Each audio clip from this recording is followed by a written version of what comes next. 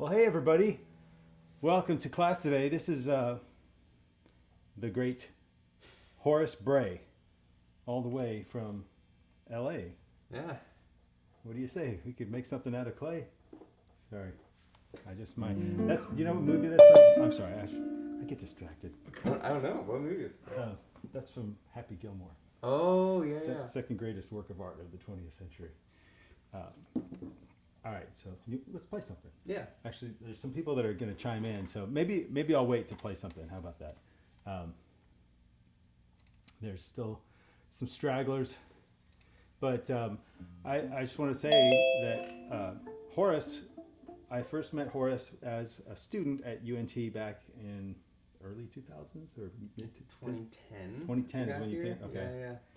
Yeah. And he quickly shot up in the ranks, and you know he was an amazing student and amazing player, and then he went off to New York and to LA, and I remember when his Instagram following blew up like crazy because he did this. Was it the 5/4/3? Yeah. Polyrhythm, and everyone was just like, "What the hell is going on?" And his numbers just shot up like crazy. So he was like Instagram famous, and he's been, I think, rightly so, sort of really well received in the social media circles, and he's done some really good tours, played with some really great artists, and he's playing this Sunday night at Pascal's in Denton. With is it with Matt?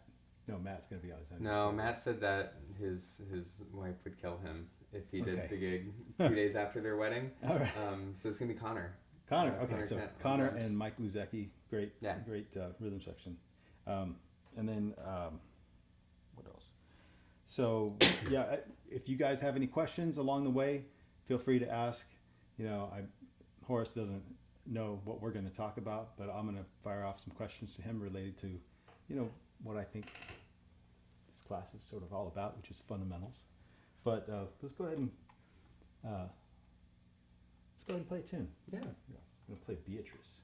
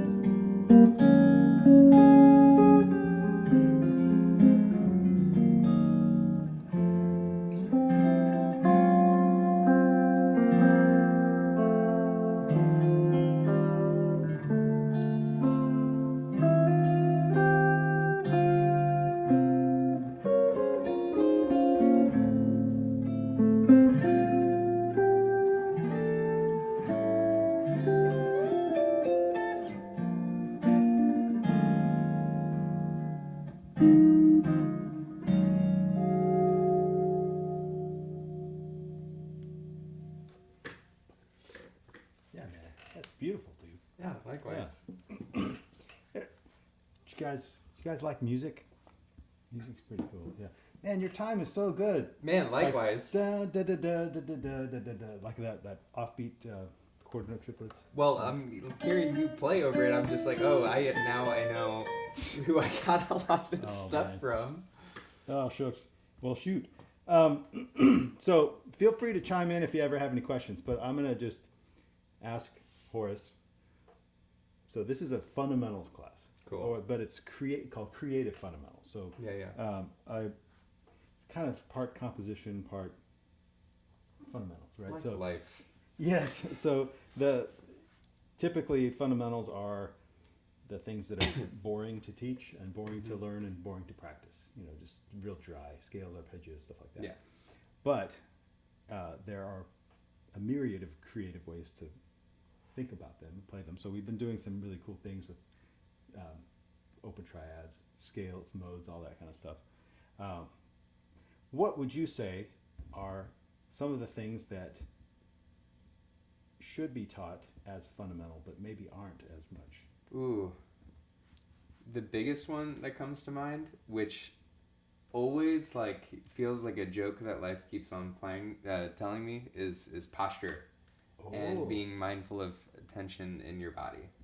Okay. Because it's like I had a period when I was like I think it was my sophomore year. My power's being weird.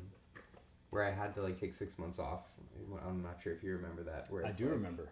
It was the beginning of my sophomore year, and it took me basically a whole year to get back to normal. And I took like the Alexander technique class. I remember that. Yeah. And got super mindful of my body. And then I remember there was a period when I was in New York, and I had to kind of had to come full circle with it and like revisit all that stuff. And then over the past couple weeks, I've like noticed just been no pain or anything, but I've been a lot more mindful of like how hunchy I get and like trying to stay balanced and stuff. And really noticing that when I look and feel the most balanced and with the least amount of tension, the things I choose to play sound a lot less tense as well.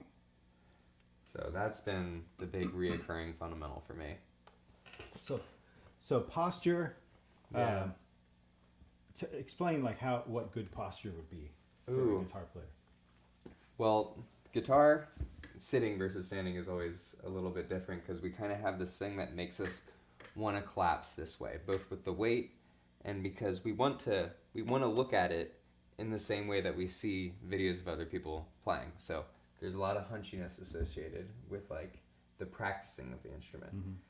And then there are certain artists like Julian Lage, I feel like is very mindful of it. But if you hear him talk about it, he's very mindful of it because he also had like a year where he could barely play.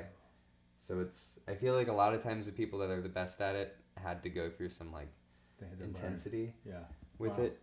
But for me, it's the biggest thing is the Anthony keep talking. Weird? No, keep talking. I'm just gonna grab something. Okay, is paying attention to your head, because it is so easy to have your head be in a little bit of an unbalanced place, and then all of a sudden, like if I sit like this and my head is in, like I'm not like trying to like actually balance it, but I'm not having to like tense my body to keep it up.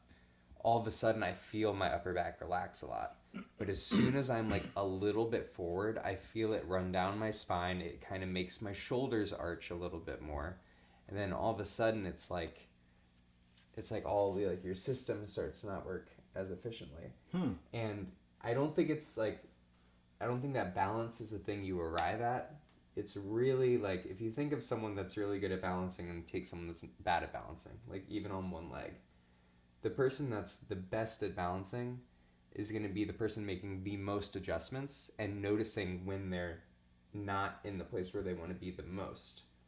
Because it's easy to have like a lot of shame when you first notice that you like have bad posture, like, oh, I messed it up. But the people that have the best posture are the people that have that conversation with themselves the most frequently. Do you think that bad posture could be a sign of humility in people? What I mean by that is, like, there's an arrogance of doing this,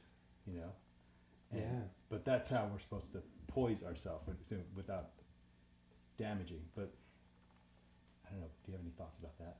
I think maybe a little bit, especially it's a lot easier. I've noticed myself having really bad posture, facing myself like sitting in a session where it's people that I don't really know super well, that maybe I find to be more intimidating than, like, for whatever reason, than the people I would normally play with. I maybe like be a little bit more like retracted and like Interesting. Yeah.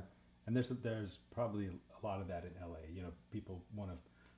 There's a lot of posturing Sort in of, LA. yeah, like a lot of domineering or dominating personalities. You know. Yeah. So I was gonna say, I got this.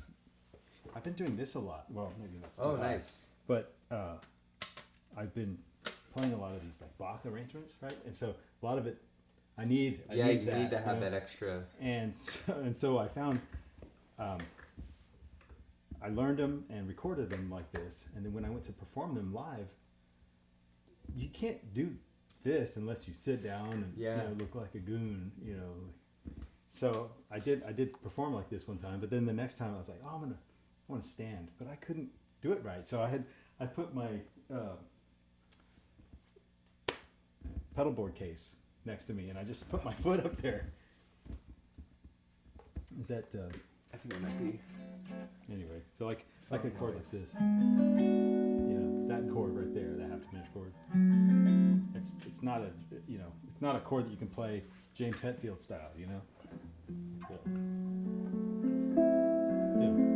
Yeah, it's definitely, you have to get way more under it. Yeah. Like the pinky, like having the pinky. So we did some technique stuff in class. Actually, we did this exercise where it's kind of based on puppy nylon, you know, where the fingers are free to move this way, you know, and you sort of find your sweet spot. So your pinky has full range of motion across all 6 strings without like having to do that, you know. And there's one I did, it goes like this, and then you can do this drum rudiment, like a paradiddle. I love adding paradiddles to scales. And inverted.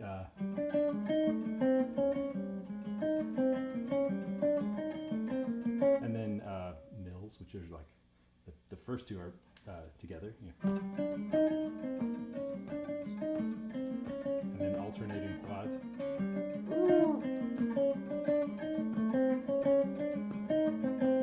Or you can do it cross. Like.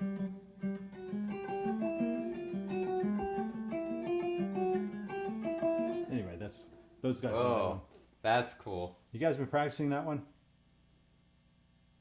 Yeah. Okay. Anyway, so posture. Any questions about that? We did have a couple of comments a few weeks back. Someone was having some issues with hands, and someone said to do some cold treatment. Yeah. So that's what he was going through. And it's always funny. We got a question. Oh yeah. Yeah. Hey, so I'm curious if you've ever found a good throne or stool or chair for sitting, you know, to maintain good posture. I mean, we probably don't always have that luxury, but. I mean, really, the chairs. Well, the thing I know about the chairs that are bad are that they're usually the ones that are too comfortable. That like if you start to like. If you're able to kind of do this in it, those are the chairs that'll get you. Honestly, just nothing like, with arms either. Yeah, like I have in our studio at my place in LA, we have one of those Ermin Miller chairs, which are like debatably too fancy for most situations. We got this one. It was like when everything got liquidated during the pandemic, but the arms like go down and kind of get out of the way, so I'm able to play guitar in that. But some of my favorite chairs to play with are just like a very simple, like wooden IKEA chair. Huh. Like if you asked a kid to draw a chair, it kind of looks like that. Because then you're like really, it like keeps you mindful about like kind of where you're putting your weight on your sits bones and stuff. Sits bones. Okay. Your butt bones. No, that's helpful. Thanks. Yeah. I have this drum throne with Drum thrones are really great too. a rock and sock.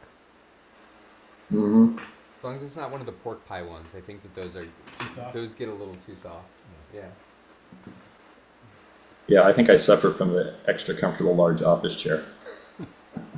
I had a lazy boy one that was actually probably going to kill me if I kept on like teaching and practicing in it. Yeah. Lazy boy. All right. Okay, so other than posture, what about certain technical things? Would need raw technique, Ooh, raw technique.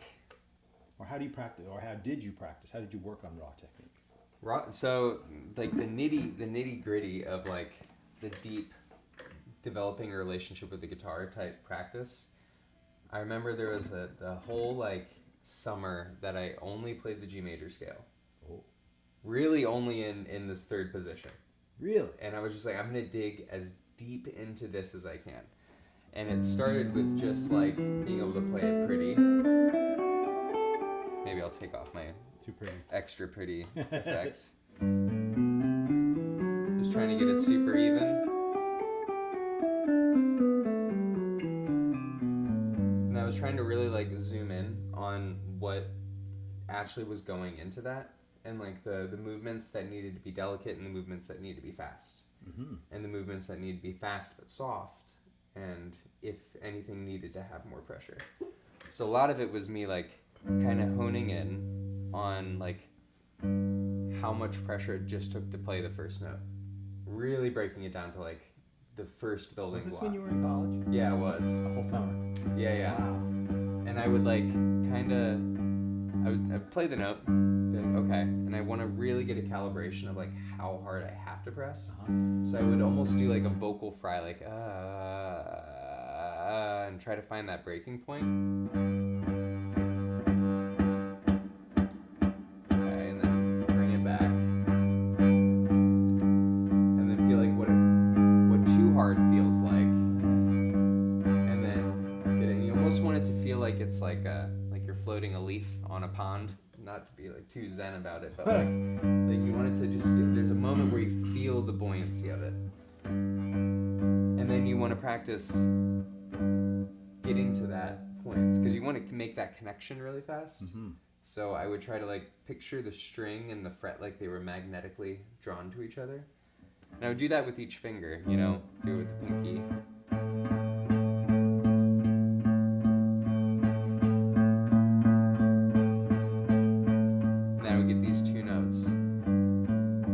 Practice really getting like a snappy connection with it, but not to the point where it's like it changes the tone. Sure. Just like the connection with the metal.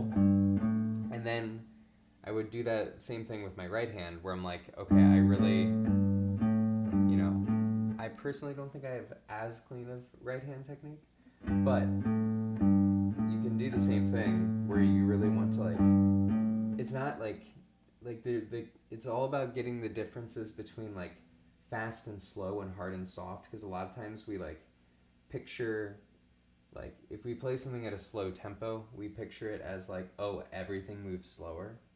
But if you look at people like, you know, like Kurt Rosenwinkel or like Jonathan Kreisberg and stuff, it's not like the speed of how fast they're moving through the action of playing isn't changing, it's how long they're waiting in between each note.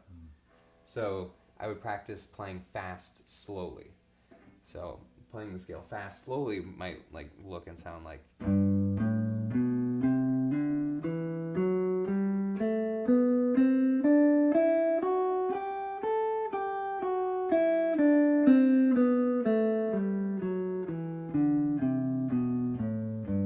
Now, are you thinking anything like rhythmically different when you're playing it fast, slowly? Like, Ooh. Or something like So subdividing in your head or something? I'm always trying to have like as many subdivisions deep as my like mental RAM can handle. Okay. Going all the time. Ideally. Especially when like you're playing tunes. Like, 'cause I think that's what makes like the drummers, like the good drummers sound good, And that's probably why they love playing with you, because if you can hear all those subdivisions, then they can interact with you. yeah, stuff, and you don't get lost as much. Right. as much. Sometimes they still play hide the one. Yeah. But yeah, playing fast slowly, and that was just like, simple with just up and down the scale. But there's so many variations where, you can go double strokes. I like doing a lot of like thirds.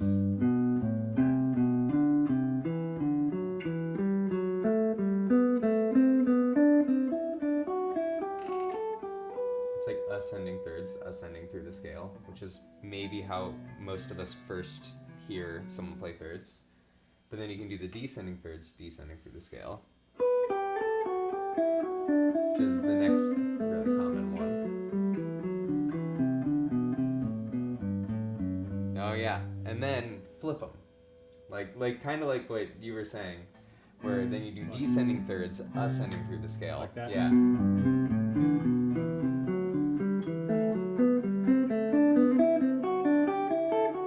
And then it sounds almost like one of those old rags. Yeah, right. Yeah, Jitterbug Waltz. Yeah. And then I'd play that for a second, then be like, oh, okay, I'm not thinking about my right hand anymore. Then I'd go do that again with like the framing of how I'm feeling my right hand, my picking hand, again, and then I would start to increase the amount of variations, maybe do a paradiddle with the up, ascending, descending, ascending. So up, down, up, down, down, down, up, down, down, up.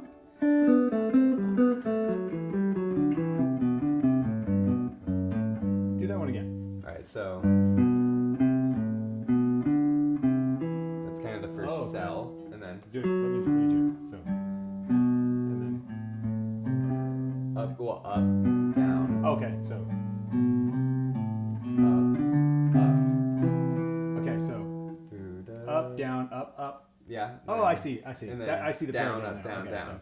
So, does that make sense? The paradiddle. So it's like thirds. Yeah, instead of right, left, left, left, you're going up, down, down, down. Then that. So.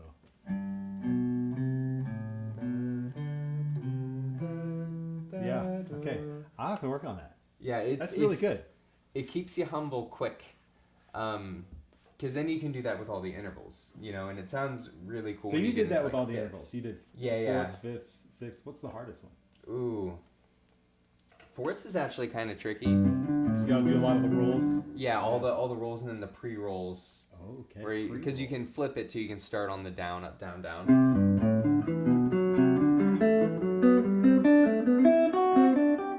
I love that. You know what I love about that is you can use that when you're improvising. It doesn't sound like, he's totally. just playing a scale. I mean, Yeah. even though, he's just playing a scale, but it's awesome. Fifths are great though. Okay. Fifths are my favorite because even just doing up, down with fifths. You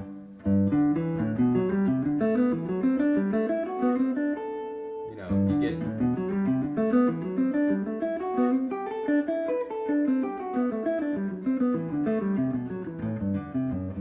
Doesn't really sound super scalar. It starts to like mess with your like mind's eye of it a little bit. Totally.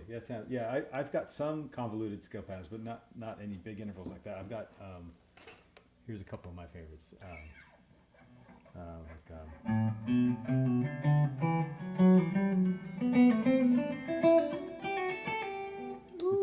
It's like yeah,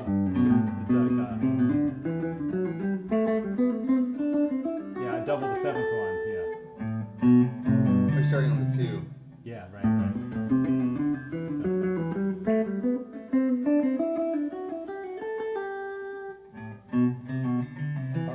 Oh. 1, 2, 3, 4, 5, 6, 7, 1. So.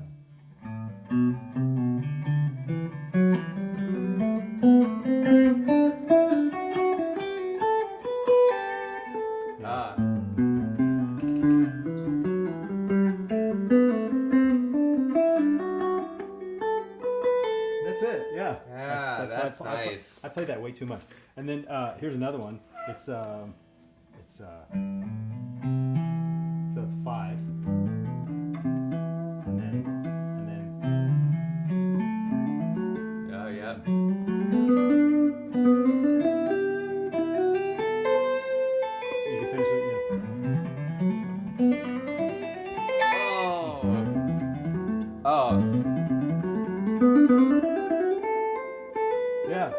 This is good stuff. Like This is good stuff. just like ways of practicing scales, like something so dry. This is perfect for creative. Super fun. Yeah. The crazy one.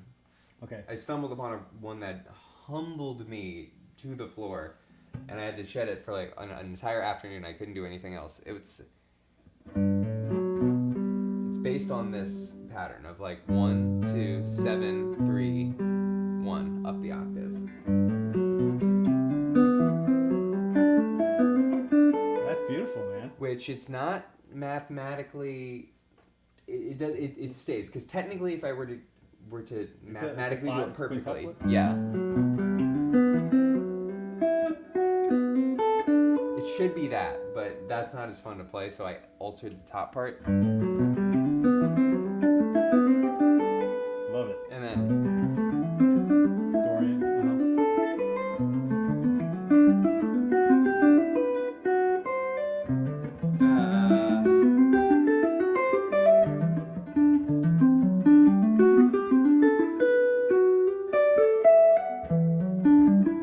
do it?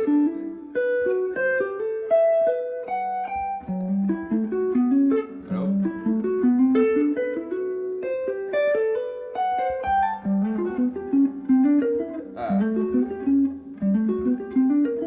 No. Love it. So it gets a little hairy. That's awesome. But you really have to keep track of your scale degrees to like. So you did the 7 position method. Looks like. I did on that one Okay. because it was also like, I'm like, oh, if I do that, then it'll be 35 seconds. Show me that real quick. So. Then you. Yeah. And here's where it breaks. Oh, you go to the 5th. It's instead like of the 6th. visually symmetrical. Gotcha. but- Okay, so you went to the 5th instead of the 6th. Yeah. Or is that right?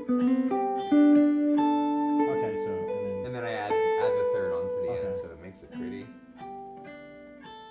and then Yeah. you just go back to that note.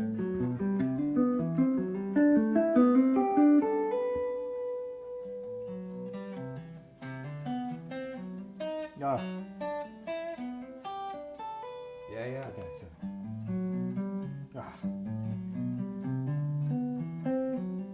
ah. Yeah, and then Dorian, yeah.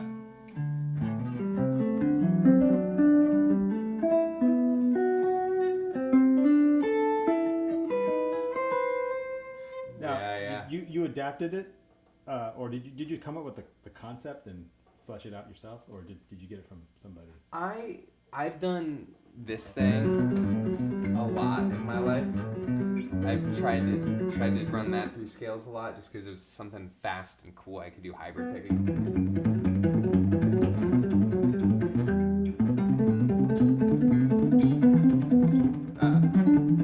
So I've always, that's been like a reoccurring theme in my fast noodles.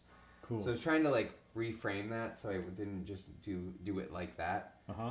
Because I like the 5s. Okay. You could reverse it too, Oh. but I haven't tried that. But that's the type of stuff that I'm like, oh, take this. It's the furthering of the expansion of the very simple concept. So, if anyone has any questions about this, chime in, because otherwise I'm the only one asking questions. But do you feel like when you're going to this, like the creative ways you've mastered the scales all over the neck, do you generally visualize it as starting from the base or as anchored to the base?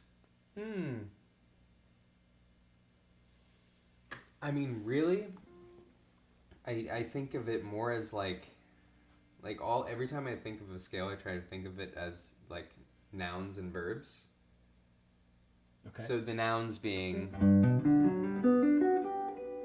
They are and the edgy. verbs being, you know, the harmonic tones and then like the non-harmonic tones and like the the big triad notes, and then the things that are more talking about the triad notes. And I really think about them when I'm improvising as well. So when I'm thinking about this, I'm thinking about that. I'm also thinking about the 4 chord because it kind of hits that 4 chord. Because it kind of feels like...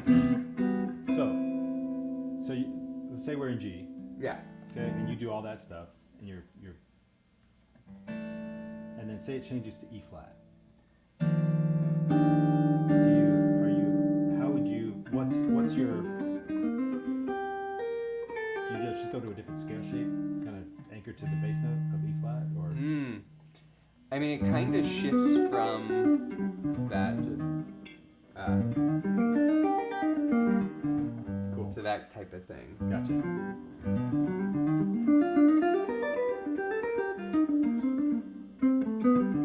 Been doing a lot of the interval inversion. Yeah. G. If you invert all the intervals of G. Oh yeah, you're talking about in your video. Into E flat, and so I just love that change. Like it's probably the best explanation that I found of why those chord changes sound so good, or those key changes sound so good. And that's why Beatrice has a bunch of those. It does. Flipping tonalities, and Giant Steps has those flipping tonalities.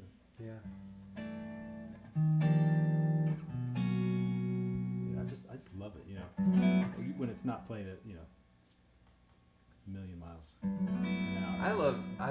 One of my favorite versions of Giant Steps is the Matheny one, where he's going so slow and he's just letting it simmer. Yeah, it's so great because you can still rip over it. You can be hyper athletic if you want. All right, I absolutely agree with you on the Pat Metheny Giant Steps. That's one of my absolute favorites. That's the way I learned how to play it, was listening to that album. It was fantastic. Of course, it's great to hear Coltrane, but I mean, come on, we all know the story about the piano player getting there and he's like thinking that it's going to be a ballad, and then they're like counting it off like that, and he's like, Poor Tommy.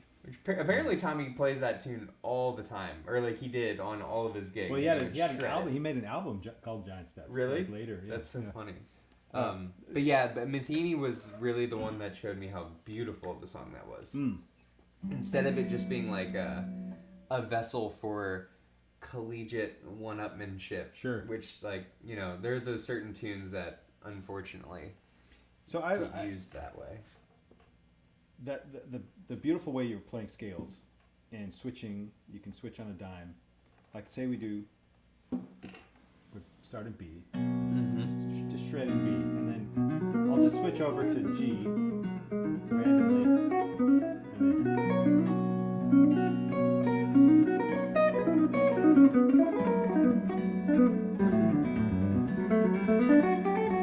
and I'll switch to E flat.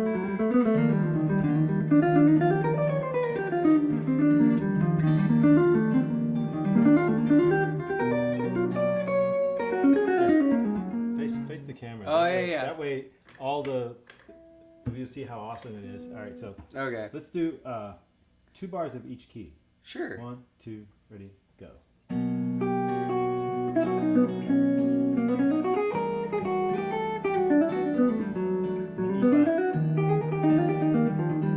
E flat. Back to B.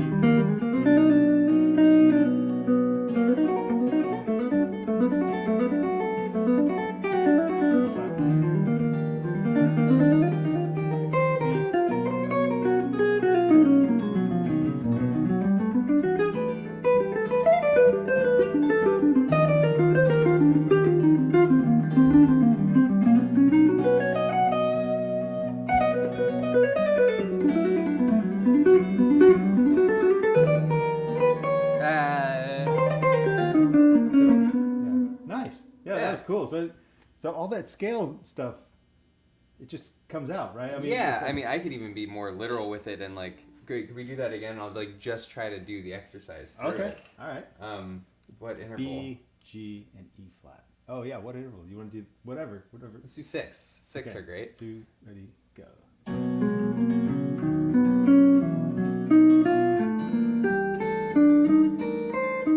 Oh, wait, you went to G. No.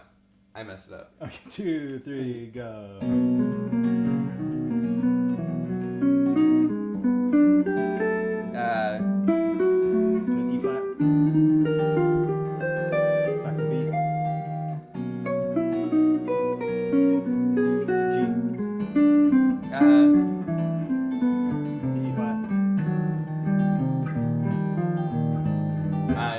tricky to do it linearly, but Yeah, because then you have to sort of shift or change it in a spot that may not be an anchor. Yeah, it's sort like of that place. Kurt thing where he would practice the pentatonic scale, but like would modulate up a whole step and try to stay in position. Interesting. Yeah, which is tricky. Modulate Like a whole like do like A minor and just go up a whole step every measure. a whole step, Yeah. but stay there. Yeah, but then like here I'll show you like 1, 2, 3, 4.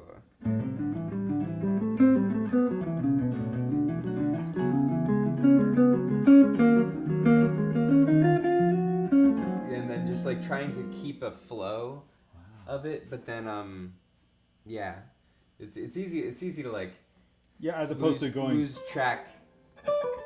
Yeah, that way you kind of get the.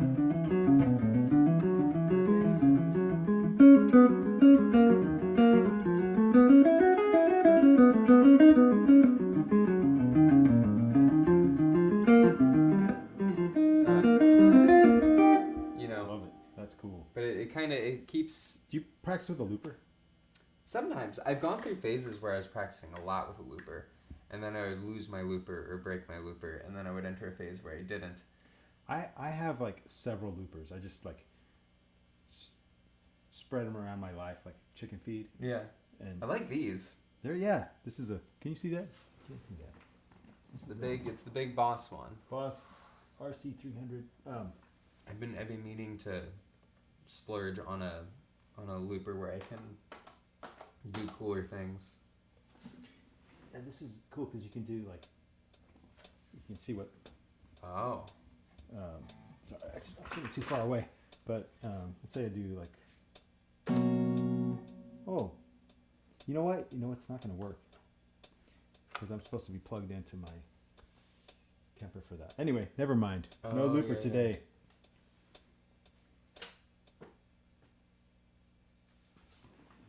But you can like add stuff and then take it back out and then Yeah, so sometimes I'll it's like a 3-track recorder. yeah, I'll record a solo or some changes and a solo, and then I'll see what that same solo sounds like with the different changes. Like, can you still hear the changes when you take out the Yeah, chords? it's the weirdest thing. So, but like if especially this type of improvisation where it's just Yeah. key center based, Mm-hmm. where you're just playing a tonality, and it sounds cool. I think. Let me see if I can figure out a way to. Well, my brain hurts. I don't know how I can plug that in. How can I plug that in? I'll have to. I'll tell you what. Here, you talk about something else. I'll plug this in to my amp. Ooh. Just give me a direction. All right, so direction.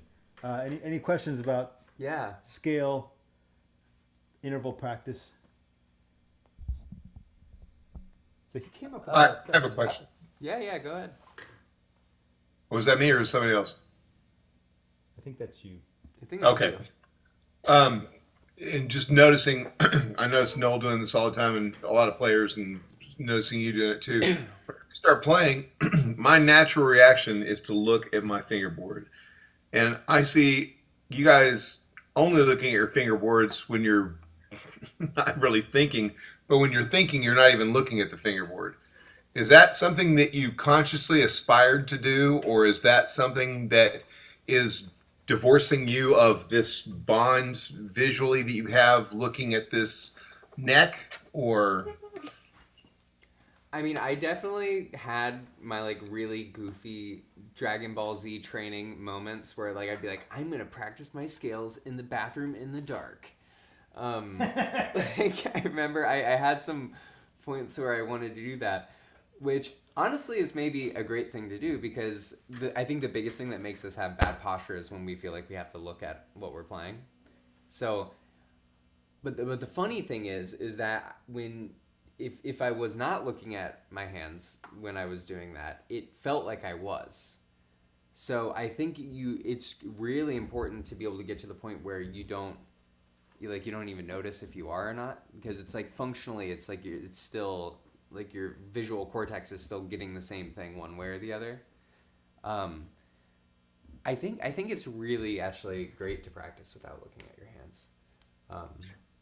Yeah, because I've kind of gone back and forth. I mean, and I just through lack of discipline have just kind of gone back to looking at my hands and thinking, it's really not that big a deal. But it's so funny. I don't know, Horace. Do you know Mario Wellman? He was one of our guest speakers. Mario was a student at UNT later, and he's a neuroscientist. Oh, wow. He was another guest of ours. He was a neuroscientist before or after? Before and after, but he just wanted to go get a jazz Whoa. degree. Yeah. Whoa, that's crazy. Cool. But he was talking about something about practicing in front of a mirror rather than looking. That's the key. I've done a lot of that. Okay. Like, sometimes it'll literally be like I'll be in like the bathroom just trying to like be like, okay, body posture, relaxed, okay, and then I'll play and I'll have like the amp kind of nearby. But even going to Target and getting one of those like cheap, college mirrors. How cheap are those cheap mirrors now? Oh, probably not that cheap anymore. They were $20 when I was a student. Are they still $20? Maybe they might be 50 now. I don't know. I bet things like that are probably still cheap. I feel maybe There's certain things that are still cheap. But just getting one of those and just like sticking it wherever you like practice, because they're fairly easy to like hide under a couch or something if you don't want it to visually assault the space. But yeah, I think those mirrors can be really, really helpful because then that's also kind of training you to like see yourself without looking at yourself, But also just practicing like blindfolded under a waterfall or whatever you want to do helps too. Great, thank you. Yeah, you're welcome. All right, let's see if this works. Got the looper handy. When there's a duo. Tone's still okay. All right, let's see if it works here. I know that humbucker has so much high end, surprisingly. Oh, it does, yeah. Yeah. I guess it's like a mini humbucker, right? Yep. 2.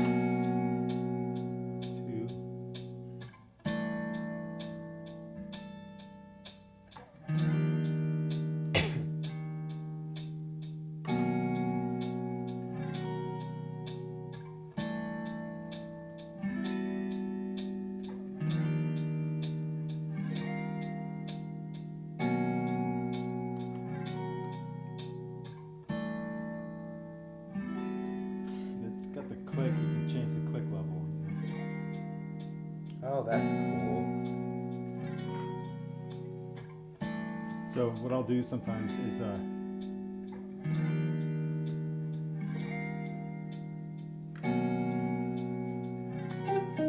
oops.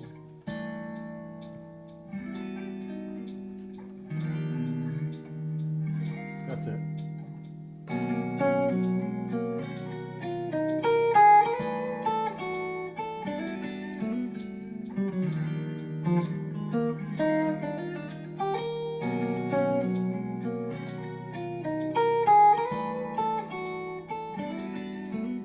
So now, if I do something like this, like instead of a 1 chord, I make it the 2 chord.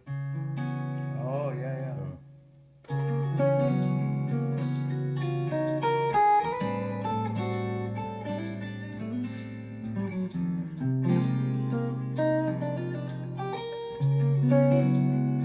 sounds like fusion now, It actually, that's so funny. It really does.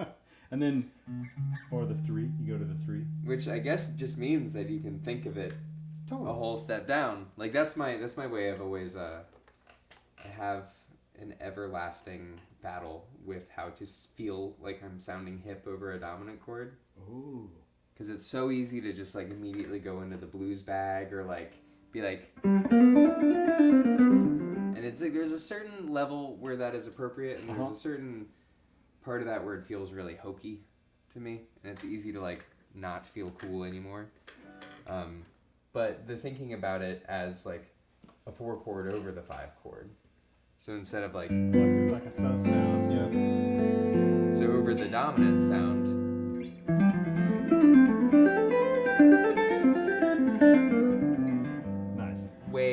it makes me feel way more free. Because it's just a tonality Yeah. than a blues lick. Yeah, I think there's something about like the way, especially the way guitar players first learn dominant chords, is that it's such an idiomatic way of learning how to play over it that you don't that usually with like a Lydian chord you learn about the Lydian scale and then you might learn some Lydian licks later, but with dominant chords you usually learn the dominant licks before you actually get to know the scale in each of its individual components. Yeah. So I think that's why I've had like a kind of backwards relationship with dominant chords. So did you start with? So it's an interesting point you bring up. So I've had a lot of students that started with licks that were only designed for that chord, and then some people like maybe had a rock background and they started with the scales or the modes, and that was my background too. Like I was a scales and modes guy. Yeah. And I had to sort of backfill my vocabulary after the fact. Whereas I think other than that, I was way more comfortable improvising because it didn't matter what chord you're on. You just find the right key. You could play in that key. You know? And you could think the Dorian, or you could think the Phrygian, you could think the Lydian, you could think the mixed Lydian. You're still in the right key. Yeah.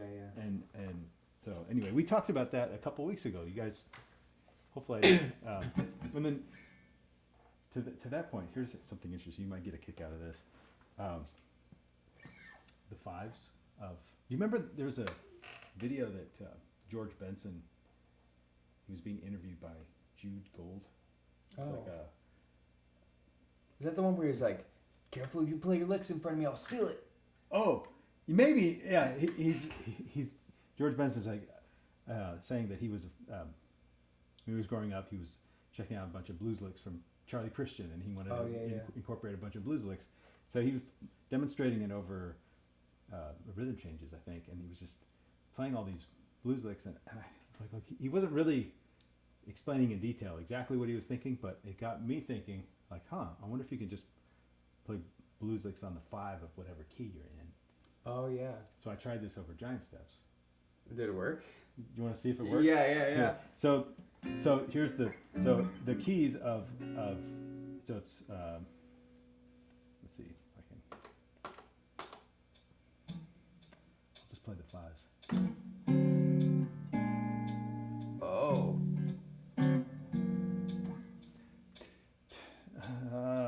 Crap. I Oh, have to my remember. brain. Yeah. To translate to 5s. Okay, so I'll do it a little slower. Just the key centers. Oh. No, I did it backwards. E flat, then B. No, that's a da da da da da da G, A flat, and then B. Okay, Yeah. so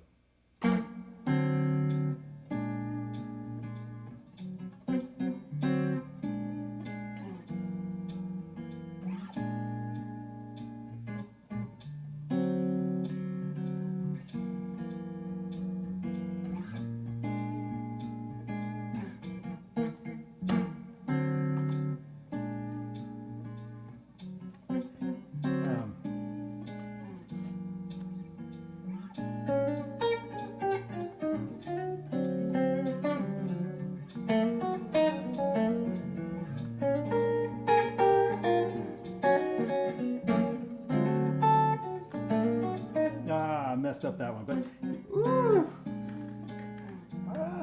okay. So it kind of works. Well, the payoff is not yet.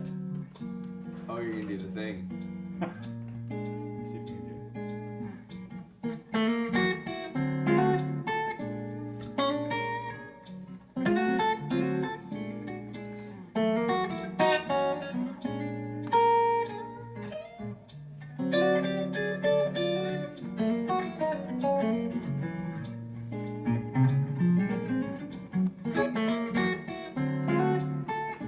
I made one mistake in there, but here's what it sounds like with the original changes.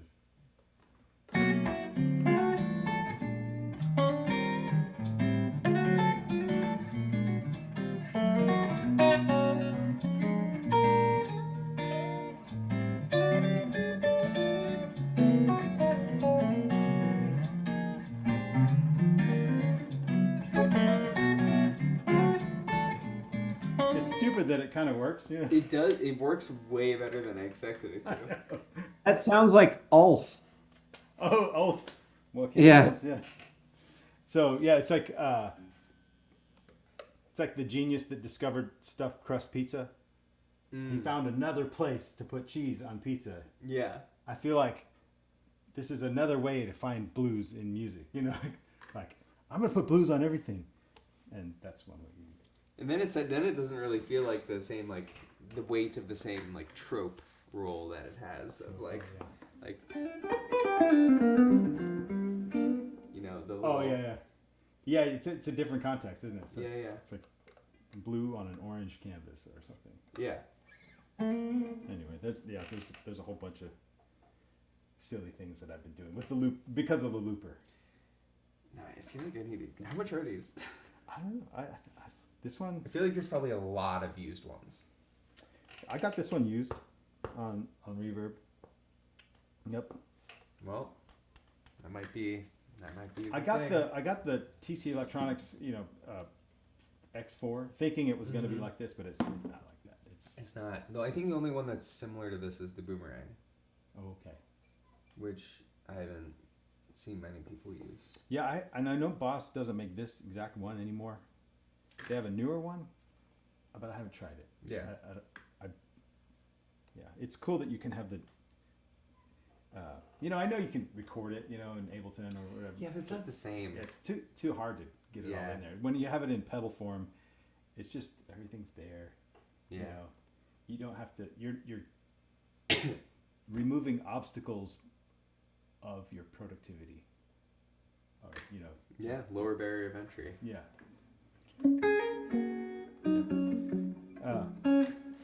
All right, so scales. Yeah, good stuff, man. I love that. You have you ever written those down? Written those? I've started to. On highly caffeinated afternoons, I recently got Muse Score 4. Okay. Are you hip to Muse Score 4? I'm still a finale guy. Oh, Muse Score is free. Oh. And I think it works so much better than Finale or Sibelius now. Yeah, you can upload all your sound libraries to it. Oh. So you can have if you have your Arturia, suite, you make it sound suite, good. you can use those. You can have your melody be a DX7 and then have a Juno playing the chords under it. Is Tantacruel, is he involved in Muse Score? Oh wait, yes, he is. Okay. He did a whole documentary thing about the history of notation and stuff like that. About in the history of how Muse Score has been getting developed over the last couple of years. Yeah. Because it was the janky free one when I was in school, and now it's highly polished. Wow. But that's been inspiring me to write out some of these more wild things. Yeah, I would love to to buy whatever it is you publish, because those are cool. I feel like that, scale patterns, or it seems like a dry title. You probably come up with a really good. What's the clickbait version of a book? Really title? boring scale patterns. Yeah. What's a good clickbait version of a book title that would be convoluted scale patterns? Scale patterns to deceive the listener that you're really not playing scales, even though you think you're not playing scales, but you really are playing scales. Yeah. All right. So what about? Okay. So technique. We talked about pressing down. Yeah, having a connection with your instrument. Yeah, That's yeah. cool. What about?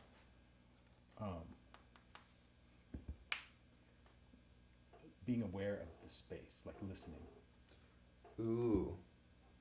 That can be a really trippy one.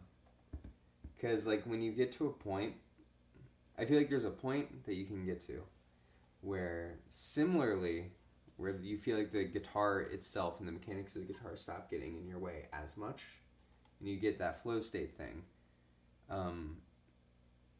You can develop a similar relationship with playing music with people where if you're focusing 100% on what everyone else is doing, you aren't even paying attention to what you're doing, and you just let whatever you do happen, and you're just wanting to listen to a really good guitar player playing really appropriately with the band of people that you're actively listening to.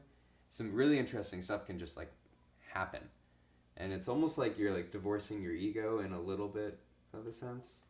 But I've heard, I think Matheny was talking about this in that Rick Beato interview that he did, where it's like he just tries to picture what he would want a guitar player to sound like Nice. in the band of who he's listening to. That's cool. But it's always interesting because, you know, I think the big thing that everyone always does is like they overplay. And I'm sure you've like heard a lot of people go through a bunch of different phases in their guitar journey. And have you ever heard someone where like your one critique is that you wish that they would have played more? Like as someone that left too much space?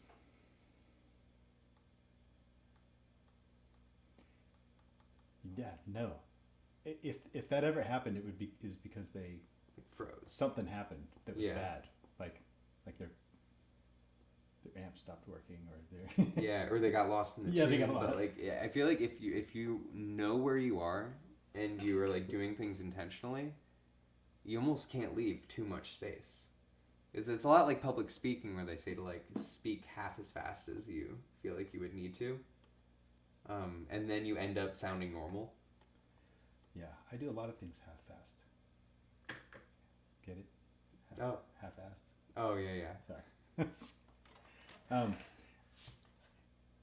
You know that book, How to Win Friends and Influence People? Yeah.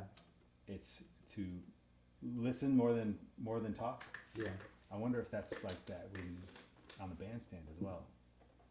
Because like you do something, and when you leave space, you're giving other players in the band permission Yeah. to answer you, and when they know you're listening, they appreciate it. Yeah. I mean, when I'm seeing live music, some of my favorite moments of live music ever are like in the middle of a guitar solo where you can tell the drummer is having a lot of fun playing with the guitar player. And that only happens if you're letting it be a relationship. You know, and you're listening and they're interacting. Like, where it's like there's that one hit that they all lock in together and then everyone seems like they're having a lot of fun. I saw Kenny Garrett play with Brian Blade, Wow. and Kenny Garrett was just playing one note, and it gave Brian Blade, drummer, permission to just start going completely nuts, and the whole room just was like, ah! They were applauding for Kenny Garrett. I mean, they were applauding just their emotional state. Yeah, It's so heightened, but like the fact that Kenny knew, it's like, okay, I'm going to create an emotional moment in the room by not overplaying, letting someone else overplay. It's fun when the drummer overplays, actually. Yeah. I like it. Yeah. Any questions about that? I love the stuff you did about scales. I hope you publish that stuff. That's great. I have been meaning to get it all together. Which maybe this year, now that I have a little bit more time, I'll. So, what about working on your time? How did you work on your time? Ooh. So, I'm always just wanting to be a drummer Mm-hmm. in my head, and I've done a lot of transferring of like drum exercises to the guitar, even with rhythm playing, and then especially with like, you know, more improv based music. Where I think like anytime you're practicing, you always need to have a drummer on in your head. If you have like a little 8-track or like a little mixer in your head, you want the drums to be cranked in your mix. Like, even if you're just playing in a room with people, you want to have like so much of your mental RAM just dialed in to listening to the drummer. And because that's that connection is what is going to make you have a good time, because your time is relative to the other timekeepers. But yeah, so it's always like having I mean, part of it is having the grid going on in your head. Like if I'm playing a scale like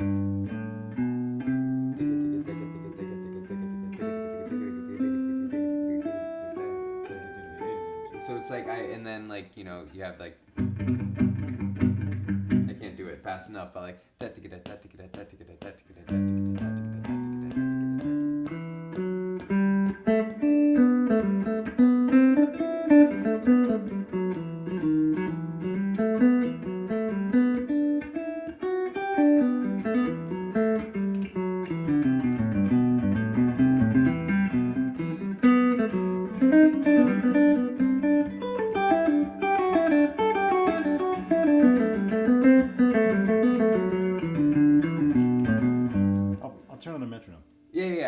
So it's like if you have all those grids always going on in your head, and you have a drummer that's doing that like Elvin pseudo 6/8 but like swinging thing, or like picture like a, I don't know. Sometimes I'll look up a lot of like percussion loops on YouTube and get like a gamelan ensemble or Drum like Genius. yeah, Drum Genius is really good. But like sometimes I'll do like people just have these compilations of like found footage of like West African percussion ensembles, and then that's a great thing to practice too because it wiggles in a different way than what we're used to. Huh. But even just like the metronome and just having Being aware of the grid. So you know what he was when he said grid, being aware of the grid. Do you guys know what he means by that? So that grid just means like Subdivision. The subdivisions. Yeah, That's yeah. right. Yeah. So you can have you can be aware of the eighth notes, the triplets, the 16th notes, sextuplets. yeah. Are you could ever go into aware of- fivelets? Do you think of fivelets ever? No, I really don't. I've tried. But I feel like most of the time when I end up playing a fivelet, it usually happens more from me playing something more behind the beat, Okay. and that ends up being a fivelet. Gotcha. Because a lot of it is like. You got to go to Hippopotamus University. Yeah. You know about that? Yeah. Okay. You guys get it? Hippopotamus University. Which has its time and place. I feel like that really had a strong moment in like 2012 where everything had that for a second where people were like, oh wait, Dilla was just doing stuff in 5, which is like such an oversimplification of what he did. But a lot of times when I'm doing 5s, it's more so throwing groupings of 5 around the 16th notes or the Gotcha. triplets. Yes. Like. Yeah. Like 1, 2, 3, 4. I guess now I was doing the 5s over. Yeah. I used to do a lot of like.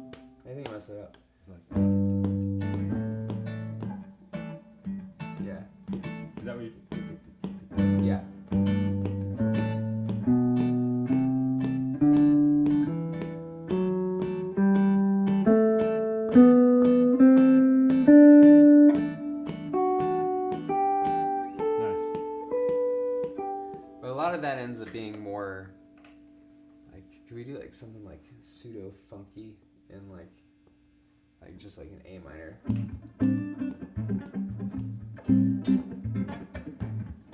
A lot of it is like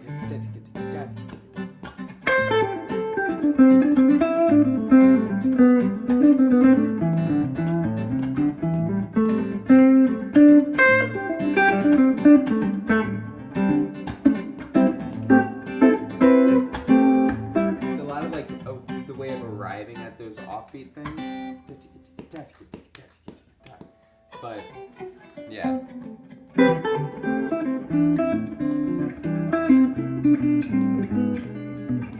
know, that's getting cool. These like little things, but or you can also do like the stabs of like that.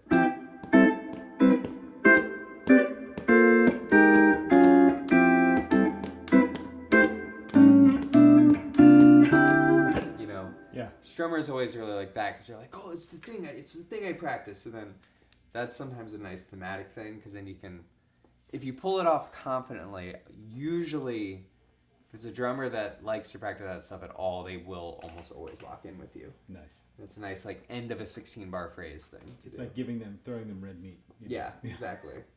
So all right, so I learned something from you. This little thing that you did way back when, like 10 years ago or something. So you pick a chord shape Yeah, yeah. or whatever, and you go like goes like you're doing it like a polyrhythm, like what was I doing? 3 in the melody and 4 in the bass, like no, the other way around. It was 5. You're doing 4 over 5. I'm doing But you're 4 over 5. alternating So the 4.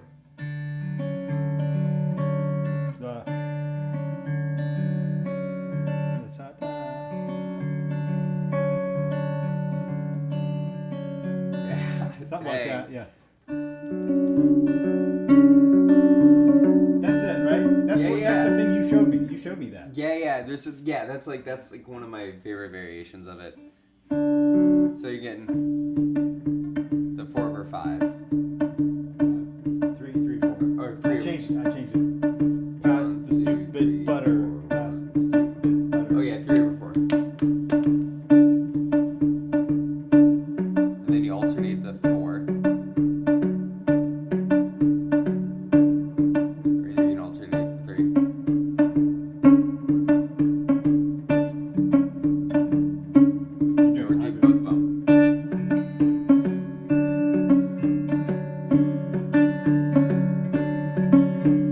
It's gonna be cool. What would be neat? Oh, I thought of a really cool exercise. That would be like a way to work on fundamentals. Okay, incorporate that plus this exercise. Go from G major 7 sharp 5 to G major 7 to G dominant 7 to G,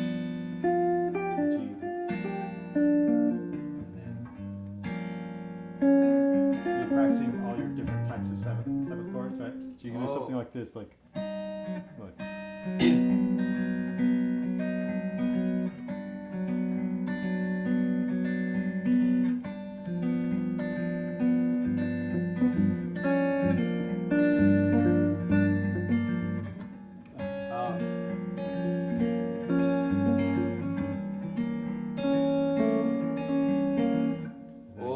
You do that, and then I'll do the first inversion of each one. Or where are you flipping it to? I was doing. I thought I was doing what you. I think I switched to 5s. No.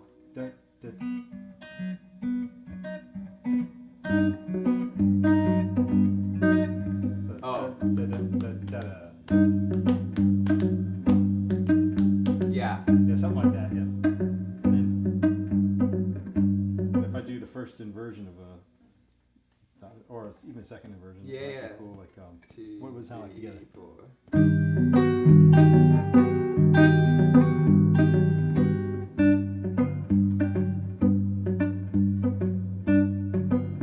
Oh fuck! It's hard to know when to switch.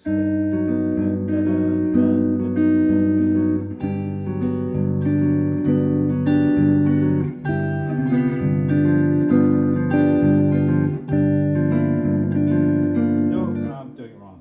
Wait, minor. Back.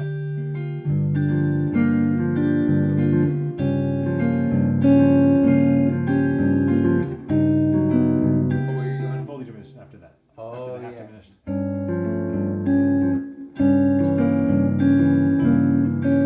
Or I could go to this inversion. Let's see.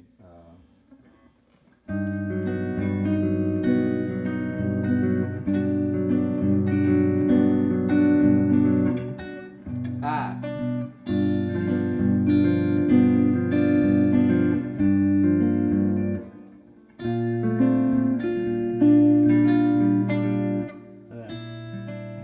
No, is that right? No. Half diminished would be Oh no. Yeah. fully diminished is after that. Yes. Or. Yeah, that's right. I went to the wrong one. I went to the wrong inversion. But you're doing. What was it? What drop? That's drop 2, drop 3? Drop 3, yeah. Drop 3? We haven't quite talked about drop 3s yet, but Oh god, that's gross sounding. isn't it gross sounding? Yeah, that's the worst one. Or The what- I guess the it major would 7 sharp be- 5 would be the.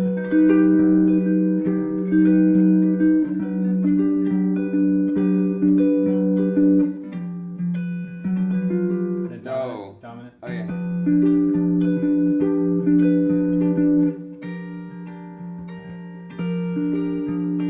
then,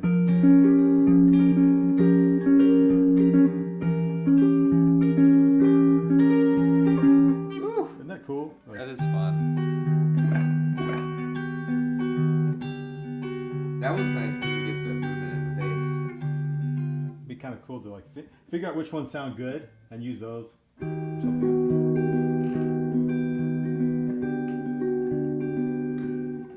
Here's an interesting. So, I can't leave just a simple exercise like this, alone. Because you could do this, practice it real boring, But it's like no, I want to incorporate that Horace Bray, polyrhythm picking thing. What would you call it? Do you have a name for that? I don't. I have not coined it. Did you come up with that on your own? Yeah, I did. It was kind of a riff on some stuff that I saw Myozo Okazaki doing, but I don't think he was necessarily doing them all three at the same time. Because eventually, like the big thing was doing the 4/3/5. How you got Insta famous? That was like the first like viral thing I did, where it was like, it's the 4 and the 5, and then you get the 3.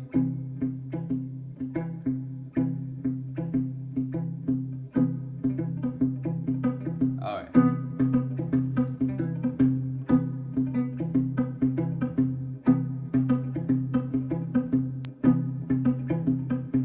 So on the bass, it's the 5, 2, 3, 4. right. It's like a 16th note subdivision grid. Yeah, exactly. You can do it starting on the 4, but then you're doing like every fifth, It's the every 5, third 5 lit. So it's in 60. Kinda, yeah.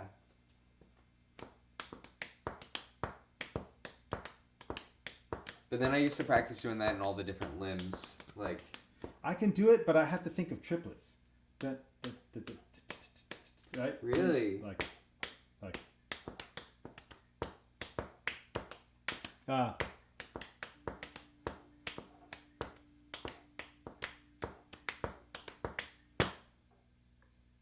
But I can't do that. I can't do it yet. It's really hard to get the independence Yeah. on it, and I will be the first to admit there's very fast diminishing returns with how deep you go into that one, because it very quickly just kind of becomes a party trick that is going to. But what a party trick! It'll get you fired from some gigs for sure. That has happened to you. No.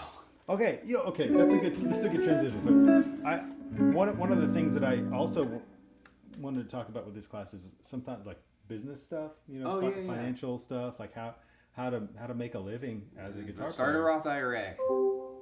Oh, someone left. Oh yeah, that always happens whenever you say. Did those you do a words. Roth? I do. And you invest in Roth? I started a Roth IRA when I was 26, which is a little later than I would have wanted, but then I've done my very gosh darnest to max it out every year. Very cool.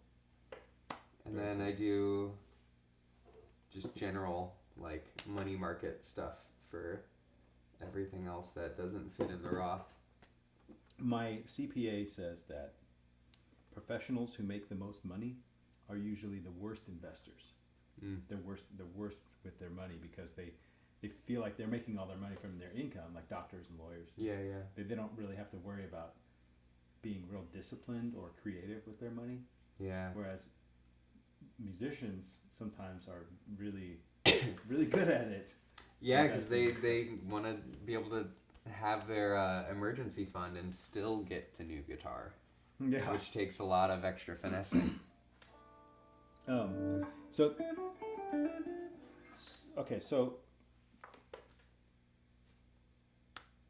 has your large social media following earned you some gigs, in your opinion? Gigs, funny enough, not as much as you'd think. Most of the big gigs I've done have mostly come from word of mouth. And if anything, it's funny that I think being part of it is maybe the time that I came up in social media and stuff, but I feel like there's been maybe more so that people have been more weary to hire me because they think I can't sound good for longer than 15 seconds and that I might be really difficult to work with. Because I'm like, oh, he's on Instagram like that. Which, fortunately, I've never, like, you know, I feel like I grew up playing gigs enough that, like, I never dealt with that. But there are, especially in LA, some people that, like, I have recommended for gigs that fully blew it, even though they sound amazing on Instagram and have very big Instagram followings. And they don't work. No. Where it really opens up doors is working with companies like Fender or Taylor or PRS, where like they want people to help launch products and you can make like really cool product demos. Like I've been fortunate to work with Fender a lot. Cover that. Tom Anderson. Yeah, but no, I won't sign any contracts anymore. No exclusivity. But yeah. So that's where it definitely helps the most, and in like funneling it towards a thing, if you have a thing to funnel it towards, whether that's like a class or like Polyphia, you know, has like a whole team of lawyers to make sure that their tabs aren't anywhere on the internet except for where you can buy it from them. And I'm sure that they've made a lot of money from that. Really?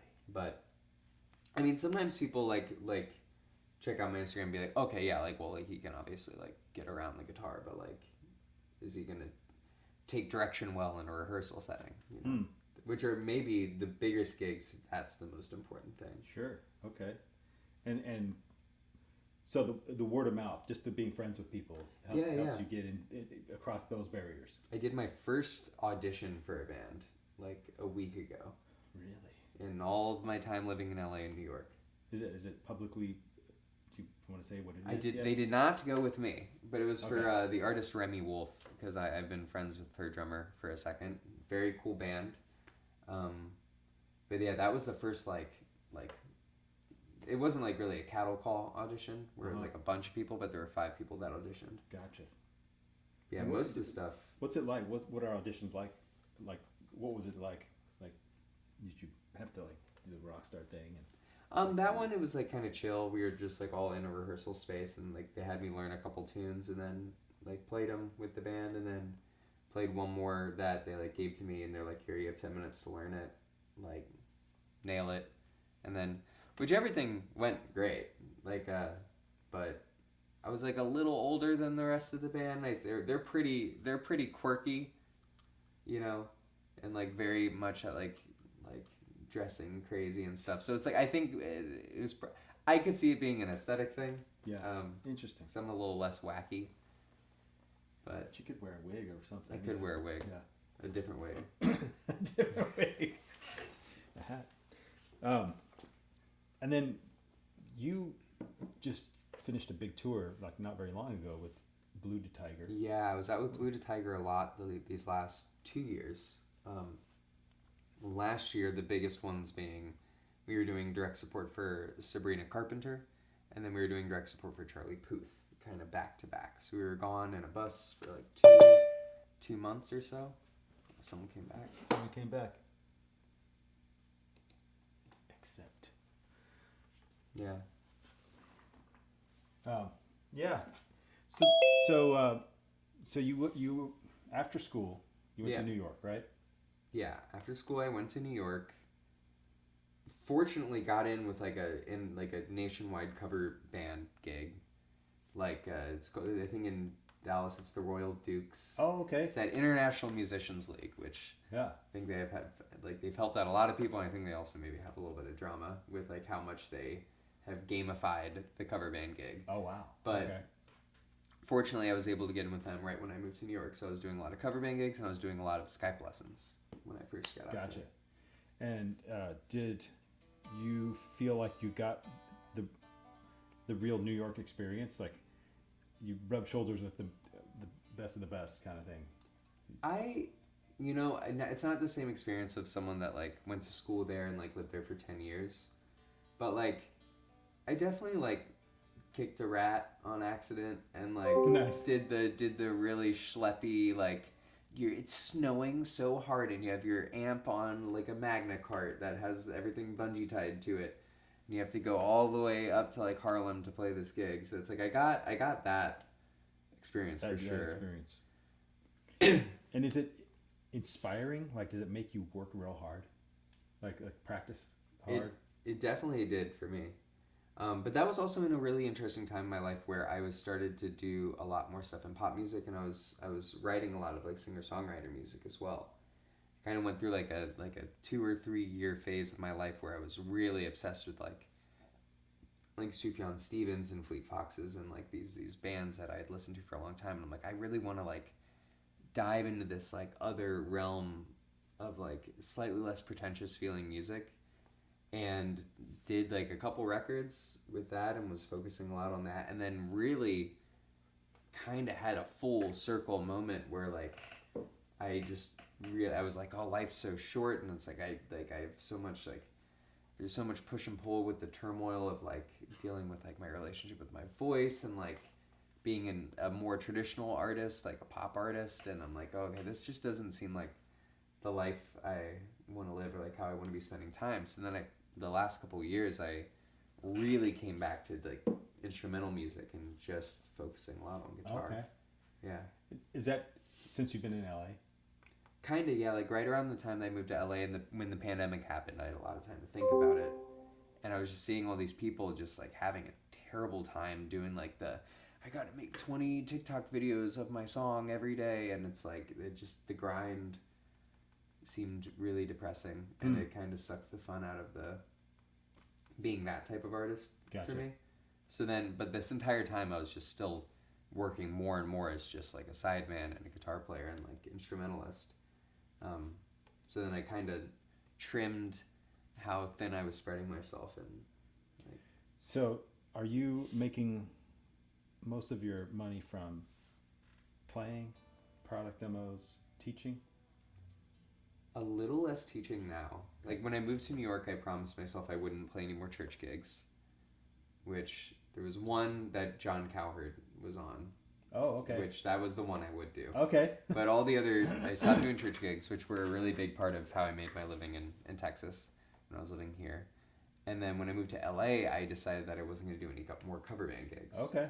So over the pandemic, it was a lot of like online teaching. I started teaching through this program called Sonora, which has changed a lot since when it first started. I'm no longer, I got a little corporate-y. Oh, really? Okay. But it was basically like being like an online professor. I had to do like a master class like every couple days. Okay. And like had 30 students that I was teaching on Skype. But nowadays, it's mostly, I have a couple, well, I do like gigs around town. I do like fly dates and like do a few pop things here and there. But then a big chunk of it is over the pandemic, I started a couple lo-fi hip-hop monikers. So I have like 2 fairly decently sized projects on Spotify called Felty and Recalibration Machine. Felty is like the stuff I really think is sick. And then Recalibration Machine is kind of like the runoff of like when the release schedule was packed. And I was like, oh, I still want to put this out, but yeah, and that stuff playlists really well. So you're making decent money from Spotify? Yeah, like at the most it was like between the 2 of them it was like a 1.5 million monthly listeners. Wow. So that was kind of like the weird random side hustle that I got over the pandemic. Yeah, nobody thinks of Spotify as a real source of income, like because it's Yeah. just it's like a business card, like. Yeah. But that's awesome. Yeah, it and now works together out. it's like $500,000. So it's like for a while that was paying all my expenses and my bills and like then some. Now it's more of a good supplement kind of thing. That's cool. Does it make you want to like record more stuff? Well, now it's like AI is really changing that scene, and like the way the Spotify algorithm has been working has changed a lot. So it's Interesting. it's a little less fruitful than it used to be. Like it was crazy a couple years ago, and then now it's like it feels like it's on its way out. So now I'm like, okay, as I see this downward trend with the same amount of effort, I'm like, okay, I need to keep in mind in like 2 years, I need to have something else kind of built that's going to function similarly to that. Gotcha. So multiple irons in the fire. Always, yeah. Yeah, I think that's the key for just survival as a guitar player. Got to Mm-hmm. have a lot of things going on. Or even thriving as a guitar player, Yep. which it's like we don't want it to always be like that super grindy mindset. Like, I don't know. It's nice. It's nice when you have enough ducks in a row that you know that you could break your arm and you wouldn't like get kicked out of your place because you don't have money for Wouldn't it. cost you an arm and a leg. Yeah, Just exactly. an arm. Yeah. Well, any other questions before we say goodbye? Man, thank you for being here, Horace. Oh, thank you. Thanks for Sounded having great, me. and it's a pleasure to have you. So, yeah. Is it okay if I put this on YouTube? Yeah, totally. Okay, cool. All right, bye everybody. Trying to think, did I say anything bad? Nope.